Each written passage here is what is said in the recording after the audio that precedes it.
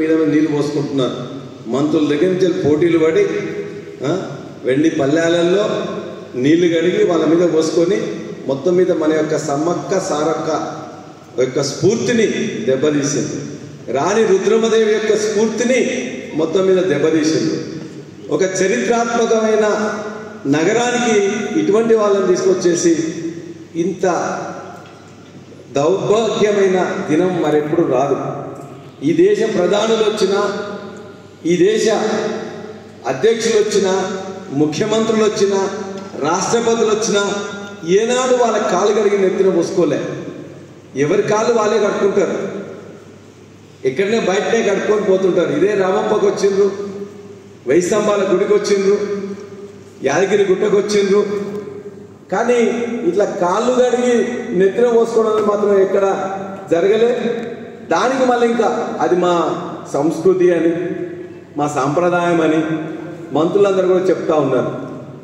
సాంప్రదాయం ఎవరి సాంప్రదాయమో, తెలంగాణ సాంప్రదాయం ఏమైంది, తెలంగాణ సంస్కృతి ఏమైంది, తెలంగాణ మేధావులు ఎక్కడికి పోయినరు? ఆ వలసవాదుల యొక్క ప్రభావంతో ఈ ప్రభుత్వం నడుస్తుంటే ఆ ప్రభావంలోనే ఇప్పుడున్న ఈ స్యూడో మేధావులందరూ ఎక్కడికి పోయినని చెప్పేసి అడుగుతున్నా. తెలంగాణ ఎటువంటి అనేక మందికి మొత్తం కూడా ఇలా స్ఫూర్తి భారతదేశంలోనే కాదు ప్రపంచంలోనే ఒక తెలంగాణ సాయుధ పోరాటం ఈనాటికి స్ఫూర్తి. భూమి లేని నిరుపేదలకు భారతదేశంలో కాదు ప్రపంచంలో ఉన్న వాళ్ళకు కూడా ఇక్కడ నక్సలైట్ ఉద్యమం అనేది స్ఫూర్తి. ఆ పక్కనే రామప్ప పక్కనే ఉండే కర్రగుట్టల్లో రోజుకు పిట్టల్లా కాల్ చేస్తుంటే దాని గురించి మాట్లాడని వాళ్ళు ఇదేదో సాంప్రదాయం అని చెప్పి మాట్లాడడం చాలా దురదృష్టకరం. నీ యొక్క పేదరికం పోవాలని, సమసమాజం రావాలని అనేక మంది అసూలు వాస్తుంటే ఒక చారిత్రకమైన ప్రాంతానికి వాళ్ళని తీసుకొచ్చి వాళ్ళ యొక్క కాలుగడి నెత్తిన పోసుకోవడం అనే దౌర్భాగ్య స్థితికి ఈ తెలంగాణను నెట్టిన ఈ కాంగ్రెస్ పార్టీ కానీ, ఈ యొక్క ప్రభుత్వ తీరు కానీ యావత్తు తెలివైన సమాజం, తెలంగాణ సమాజం ఖండిస్తున్నది, చాలా క్షోభిస్తున్నది. ఇది క్షమాహారం కాని నేరం అని చెప్పి కూడా భావిస్తున్నది. అంతేకాకుండా ఏం చేయాలి సమయంలో డబ్బులు లేవు నా దగ్గర అంటున్నావు, 2500 మహిళలకు ఇస్తాను, ఎందుకు ఇవ్వలేదో చెప్పాలి. 4000 రూపాయలు వృద్ధ మహిళలకు ఇస్తా అని చెప్పినావు, ఎందుకు ఇవ్వలేదో చెప్పాలి. ఒక స్కూటీని బాలికలకు ఇస్తాను, ఎందుకేమో చెప్పాలి. అటువంటి వాటిని అటెండ్ చేసేది పోయి అవసరం లేని ఈ భారతదేశం 140 కోట్ల ప్రజల యొక్క మార్కెట్ని గమనించి అందాల పోటీల నిర్వాహకులు ఇక్కడ నిర్వహిస్తే దాన్ని పట్టుకొని ఊరేగుతున్నది ఒక మంత్రివర్గం. ఎంత దురదృష్టకరం.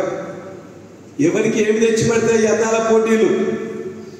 ఒక లాక్మోకో, ఒక సబ్బు బిల్లల కంపెనీలకో, లేక అనేక ఆర్నమెంటల్ ఏదో చేసుకునే కాస్మెటిక్స్కి ఏదైతే ఉంటాయో ఆ కాస్మెటిక్ కంపెనీలకు పైసలు తెచ్చే అందాల పోటీలను ఈ రాష్ట్రం మీద రుద్ది, ఈ వరంగల్ మీద రుద్దడం ఇది ఎవరికి కూడా సరైనది కాదు.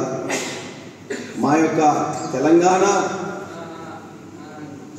ముద్దుగుమ్మలు కానీ, లేక భారతదేశం యొక్క మహిళలు కానీ వారి యొక్క అందం ఇవాళ కొత్తగా వచ్చింది కాదు, మీరు ఇచ్చింది కాదు, తెచ్చింది కాదు.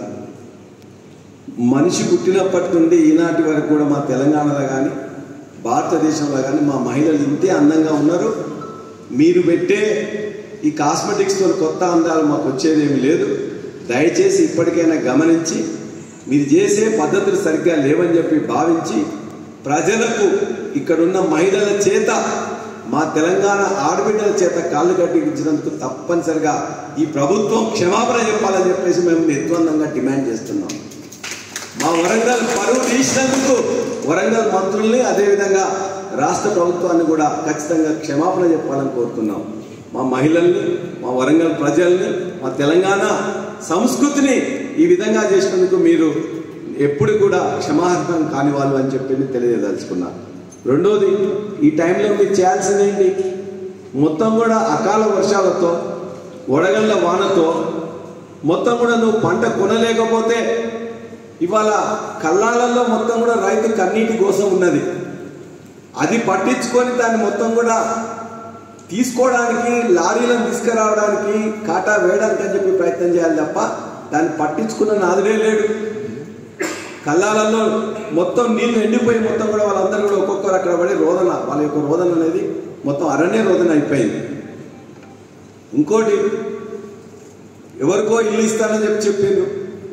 100 లేకపోతే 200 300 ప్రతి ఊర్లో కూడా మొత్తం కూడా నోటిఫై చేసింది, ఇవన్నీ సెలెక్ట్ అయ్యాయని చెప్పిండ్రు. ఇవాళ కాంగ్రెస్ నాయకులు కానీ కార్యకర్తలు కానీ ఒక్కొక్కరి దగ్గర నుంచి చిన్న గ్రామం అయితే 50,000, పట్టణాలు అయితే 1,000 లక్ష రూపాయలు తీసుకొని వాళ్ళ యొక్క బంధువులకు కానీ లేకపోతే పైసలు ఎవరు ఇస్తే వాళ్ళకే ఇస్తున్నారు.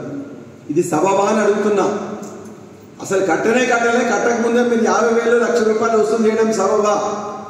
ఈ ప్రభుత్వం యొక్క కలెక్టర్ కానీ మిగతా అధికారులకు కానీ ఖచ్చితంగా మేము డిమాండ్ చేస్తున్నాం. ఎవరైతే పేదవాళ్ళు ఉంటారో, ఎవరైతే అర్హులు ఉంటారో, ఎవరైతే వికలాంగులు ఉంటారో మీరిచ్చిన గైడ్ లైన్స్ ప్రకారం ఖచ్చితంగా వాళ్ళకి అదే పద్ధతిలో ఇవ్వాలి. అట్లా కాకుండా 50,000 లక్ష రూపాయల లంచంతో ఇచ్చినట్లయితే చట్ట విరుద్ధం, మీరు కూడా శిక్షకు గురవుతారని చెప్పి కూడా నేను తెలియజేస్తున్నా.